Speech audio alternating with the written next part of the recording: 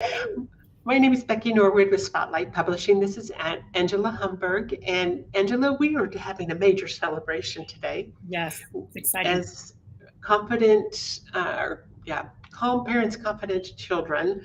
What better thing could there be? And you are a contributing author to this book, and we welcome and celebrate you because for each of the authors that are in this book, each came with a totally different perspective, and yet they all melt together. They kind of mesh together in such a beautiful way. And I loved your story about. I've got to bring your chapter, respecting your child's hunger and fullness cues. Let's talk about that because that is such an important aspect to raising happy children, and really understanding our children too. So tell us the story of this, how this came to be. The the story of my chapter or the story of in general? Both actually, if Okay. you, Okay. yeah. So I'm a registered dietitian nutritionist, and I, for years, would teach my clients about in what I would think would be this is how you should watch your calories, this is how you should eat, you should do this. And it was frustrating because I didn't feel like this is really the way I should be teaching. This isn't how it should be. And so then I came in I actually met Evelyn Tribole, who is the founder of intuitive eating. And then I became involved in Train Your Brain with Dana Well. And I work with WIC, which is a supplemental food program for low-income women and children up to age 5, pregnant moms, and do nutrition counseling there. And I just couldn't believe how much diet culture is such a part of everyone's life, even if you say you're not really, like, I'm not a dieter, but there's still so much influence with diet culture on us, just from our family or friends or on our social media. And I realized that this was happening with our children, and this was happening even as an infant, like, oh, you're supposed to do this, you're supposed to do that, you got to follow these rules, you have to be so much percentile, so you can't be this much, you got to be your height, your weight. You've heard parents say, well, she's 80th percentile, and it's like badge of honor, and it's just so, we love numbers. They're under percentage and there's something wrong with them. Right. And she's at 5%, what can I do? And then I also teach with college students, and I see the similar things, like, how can I get bigger and stronger, and all of these things. And I just realized that this is something as parents that we can totally be instrumental in teaching children intuitive eating, mindful eating, and really become diet renegades and stop listening to this external diet rules and rigidity and all of that noise, and having that focus. And it works perfectly with training your brain, and it works perfectly, that whole intuitive eating. So I've really grown as teaching and counseling with my WIC clients too. It's been really great. That's beautiful, your role and what you do in the world, because it's so necessary. And very early on in my young adult life, I became a single mom, and at the time, I was pregnant with my second child, and I had a 13-month-old. So it was kind of a very stressful time, and I had to, accept food stamps and different things like that, and down in the breadline kind of at the one time.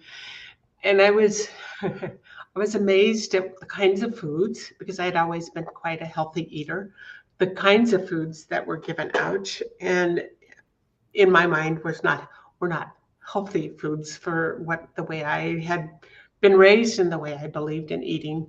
And I didn't stay on it, I think, more than a month or two, when I probably could have, but I didn't, because I didn't feel like, I felt I'll make it myself, I'll do it fine. And I did. But the foods we eat, the choices that we make, and what's available to us is truly amazing. And we do have the ability to make good choices. So, how does weaving train your brain with eating right and intuitive eating come into play? How did those two work together? When you are listening to your body and you're paying attention to how food affects you, you can see how foods are beneficial or how foods aren't. For example, like my one daughter, she has a situations called celiac where she can't eat gluten. And we discovered this by realizing, okay, she feels really, really bad. And oh my gosh, she has a migraine. What's going on? And she was in middle school. And oh, she's just always feeling yucky. And we sort of just worked through what is it that is causing this and how can we eliminate. And so we did a lot of experiments, I guess, not experiments, not like experiments. We did a lot of experiments. Okay, let's limit this. Let's see if it's this food. Okay, now let's see that no difference, no problem. What did you eat yesterday? And we did all this basically research to see what it was that was affecting her. And so we found out that it's the gluten, and that is what was causing the migraines and causing her to feel awful. And there is something that we call interoceptive awareness, and it's an awareness of basically your digestive system. And we have a vagus nerve and all this stuff, but it's basically being aware of, okay, that food had an effect on me. And parents can notice that even with little kids, and people will say, oh, sugar, sugar will make my child hyper. Well, sugar doesn't make it doesn't, like in studies, sugar does not make a child hyper, but perhaps there was something else, perhaps there was something that caused, like maybe you were at the birthday party and that caused them to be hyper, right? Or maybe they're outside of their routine and that made them hyper. But we think that certain foods affect us, but not necessarily. Really, when you really hone in, sometimes they don't necessarily affect us like diet culture thinks they do. So there's kind of that connection where we need to train our brain to recognize that awareness, that interoceptive awareness, and be intuitive as to, okay, that food made me feel full, or that food made me feel sluggish, or that food, I ate too much, or I didn't eat enough, or if I'm a child and I'm going through a growth spurt, mom's like, oh my gosh, you're eating like a football player. And girls can do that too. Right. And that's okay because you're listening to your body. And then as a mom, I might say, golly, I'm so hungry. I've been so hungry for the last 3 days. What's going on? I'm stressed. Oh, it's that time I'm menstruating. Oh, that's right. My husband's been traveling. There's we have all of these clues. And the awareness with it. Yeah. And there are times when there's chemicals like monosodium glutamate. Remember when that was quite a thing. And maybe the food itself was okay for you. It was the chemicals that are in the food that will totally take you the other direction. Yeah. And it's recognizing that. Right. And that's sometimes it's just keeping track. Like, why did they do this? Or why did you do that? Yeah, it's just, and yes, sometimes the MSG does affect people. Mm-hmm. And strange dyes sometimes, like food dyes, will sometimes affect children. You will notice with children, or just foods that you would get constipated from, and you'd say, "Oh my gosh, why am I constipated?" Those are all they're all clues. Like in writing, you have context clues.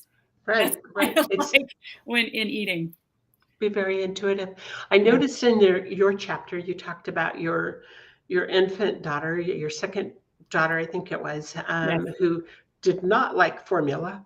and would have nothing to do with it. And what a time that was for you to understand what your daughter needed and what that she just plain didn't like it.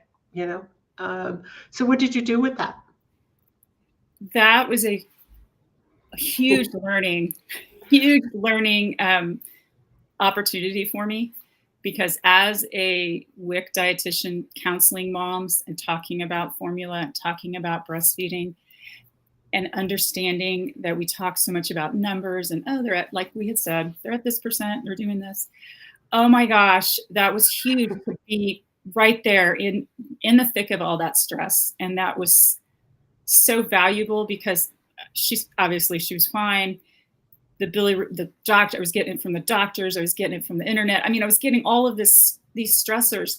Noise. And right. And that's noise. And that's kind of an example of the diet culture, that there's and granted, she did not have a health diagnosis that was dangerous.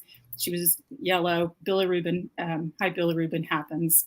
We did the bilirubin light. I mean, she was fine, because I did follow the doctor's advice for that. And I tried to give her the formula, but she did not want the formula. Nope. She said, no, not at all. But that's such a good example of how we have so many, like, interoceptively, she knew what she wanted, and she was okay. She was growing. Her weight was fine. All of her vital signs were fine. All of these things were fine. She was pooping, she was peeing, but it was that yellow thing. I mean, it's just so amazing, because I was then able to look at that and take that with my families that I meet with and say, I understand that stress. And I understand that people that have their babies wait all the time, and it's a stress. It was just so helpful for me to understand the wisdom that our bodies have, and that we work it out. Our bodies, we work it out. Even our little creatures now, our little ones. Yeah. But it was that was so helpful for me. It was so helpful, because then I said, oh, got it. I know exactly what you're talking about when you're talking about stress, and the doctor saying this, and the nurse telling you this, and you're like, I just had a baby and I got hormones going all over the place. So it was really, really helpful to understand that the body has so much wisdom. And with that feeding, we're born to be intuitive eaters. We're born to know when we're hungry. We're born to stop when we're satisfied or full. When we're done. Yep. Yeah. And listening to, if more of us would stop and listen to what our bodies are saying, I think 99% of us would be far healthier. Yeah, right. Exactly. Like, okay, I ate this and I feel like I want to go take a nap. I wonder why. Like, maybe there was something in there I should not have been eating, or maybe I ate too much, or and examining, examining the whys. Even something as simple as eating enough. In our culture, we have so much about weight, and we've got all this other stuff. There's so much mixed signals that if we listen to it, but if we could go within and listen to our body, what does my body need today? And asking those questions. I'm kind of going on a swerve here, but Becky, I saw that they had the Met Gala. Are you familiar with the Met Gala? It's like all the celebrities dress up in all of these like, kind of interesting outfits. And one of the celebrities was talking about how she starved herself to fit in no, she didn't starve herself. She said, I didn't starve myself. I just, didn't eat this, and I didn't eat that, and I didn't eat this, and I exercised a bunch. So basically she restricted to get into this dress. And I think that's an example of how the diet culture puts so much pressure. And we're seeing little kids, like 6 and 7-year-olds, restricting, and they want to look like this, and they want to be, and they're not listening to their bodies. They're listening to that diet culture that says, okay, you need to restrict your carbs, don't eat sugar, exercise 3 hours today so you can fit in your prom dress or your, pageant dress or whatever.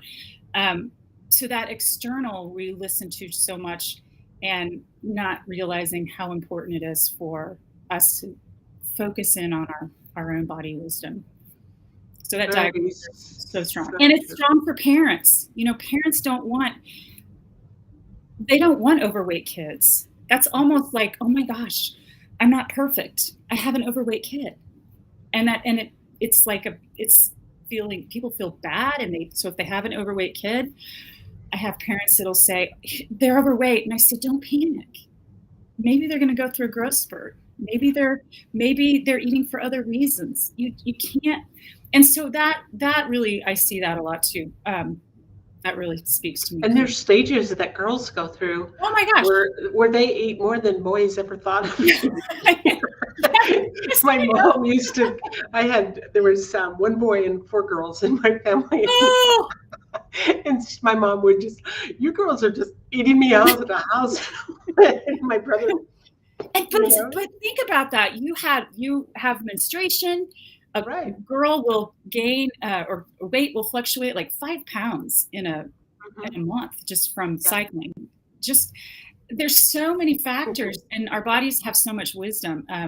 It's just a passion that I really feel is so important to get parents to. And if parents feel that pressure, that diet culture pressure, then they give that same pressure to their kids. They do.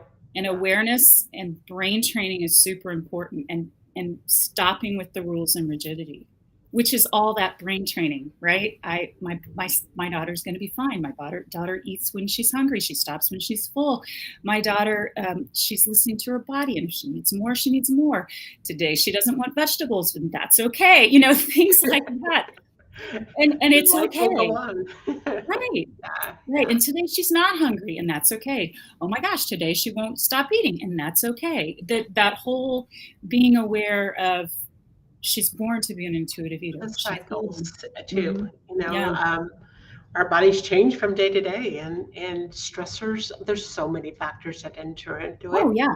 And just teaching our children to be aware. What is their body talking to them about? Exactly. What is their body saying that they need? They know, Yes.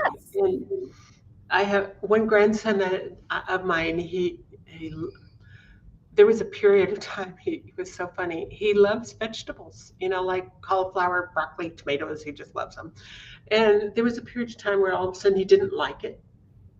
And it was like, what's up, because that's the way he ate. But he did not like, like Lowe's Kids ice cream or whatever. He just didn't like it. And as he's gotten older, and the peer pressure and all of that, I've noticed his diet habits changing. But he comes right back to, he'll just got to have his veggies, his raw veggies. He just loves them. How old is he? Right now he's 10. But I noticed the change. But even as a tiny little thing, he really preferred those. Yeah. It's really cool to see that. Now, I sometimes think that's interesting too, because sometimes babies, when their moms have certain cravings when they're pregnant, they'll have certain things that they like, and I'll say, what an interesting thing. And then the mom will say, well, I ate a lot of that when I was pregnant, and I don't know, maybe that has something to do with it. And I'm always kind of struck by how, that does sometimes have a difference. It does make a difference.